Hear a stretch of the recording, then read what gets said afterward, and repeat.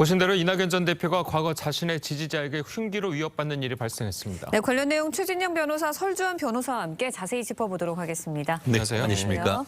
자, 이 도대체 어떻게 된 상황입니까? 저는 깜짝 놀랐는데요. 예. 지난 토요일 오후 5시쯤 있었던 일이라고 합니다. 예. 서울의 한 결혼식장에 있었던 일인데요.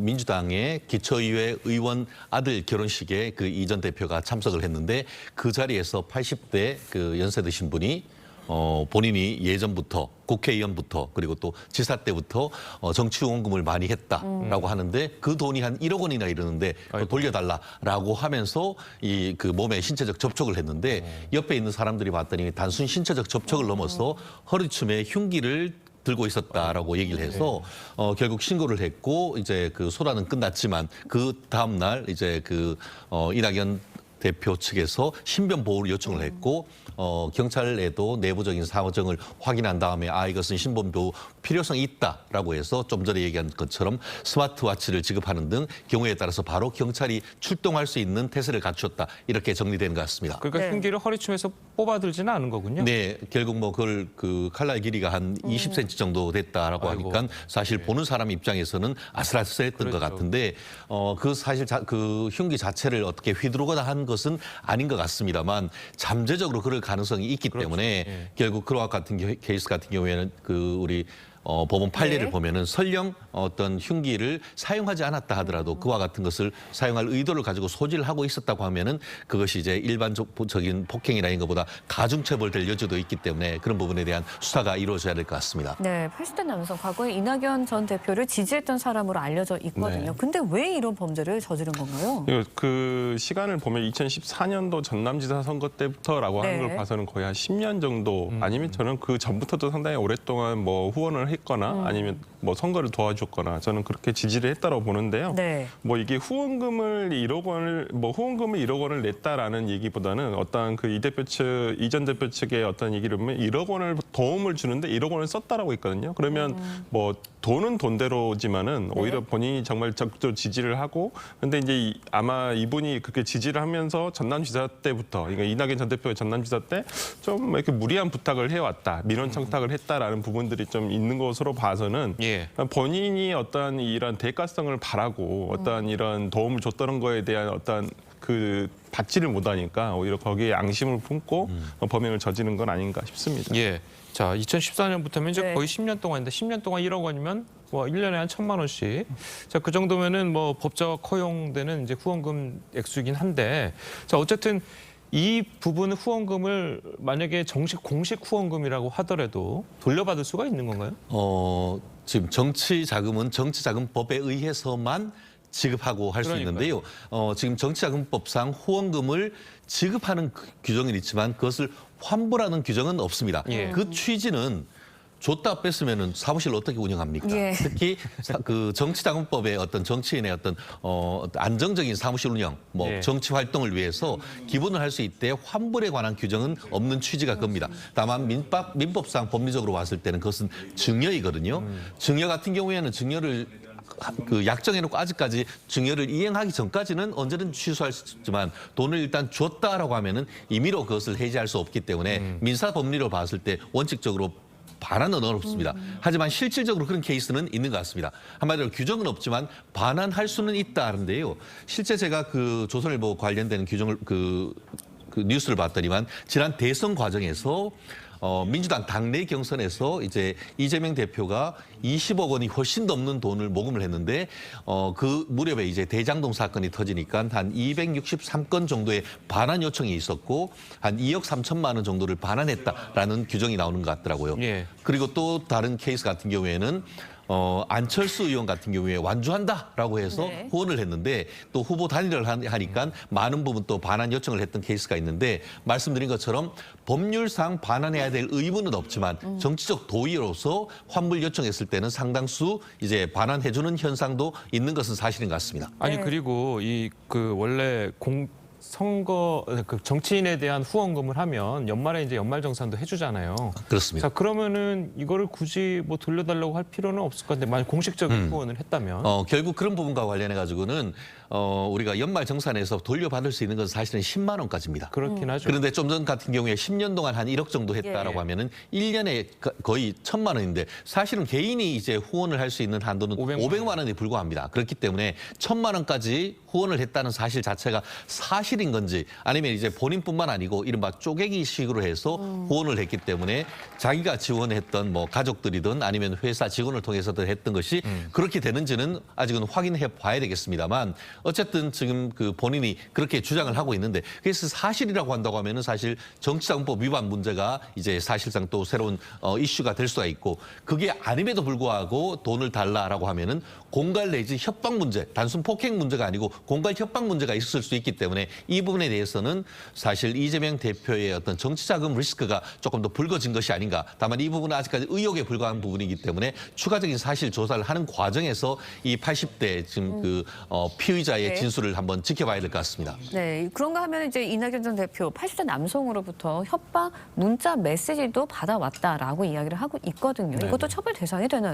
뭐 내용을 좀 확인해봐야지 알 수 있겠습니다만은 일단은 그 해악의 고지가 있었는지에 따라서는 뭐 형법상 협박죄라든지 뭐 예를 들어서 정보통신망법상 어떤 협박에 의해서 처벌될 여지는 있는데 뭐 꾸준하게 어떤 불평이라든지 뭐 그냥 원한을 가지고 이러한 얘기를 구체적인 해악 고지를 하지 않은 상태에서 보낸 것은 또 처벌되기는 또 힘들지 않을까라는 생각 듭니다. 구속될 가능성도 없습니까? 그러면? 나이도 있으시고요. 제가 봤을 때는 뭐 이번 사건 같은 경우는 또 흉기를 소지는 하고 있었습니다만은 그냥 뭐 팔로 이렇게 잡아당겼다라는 부분밖에는 없어서 폭행이나 이런 부분을 할 수 있겠습니다만은 저는 일단 연령이라든지 이런 걸 고려해 봤었을 때 구속될 염려는 없을 것 같습니다. 예.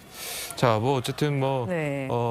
이낙연 전 대표가 이제 폭행을 당한 부분은 좀 그렇게 심각하게 좀 봐야 될 부분이긴 하잖아요. 뭐 다치지도 않았고 뭐 어쨌든 뭐 결과론적으로는 그렇지만 자, 그래도 이렇게 뭐 정치 자금을 둘러싼 이런 정치인들의 폭행 연루 사건들은 이건 좀 정치인들이 좀 조심해야 되는 부분 아니겠습니까?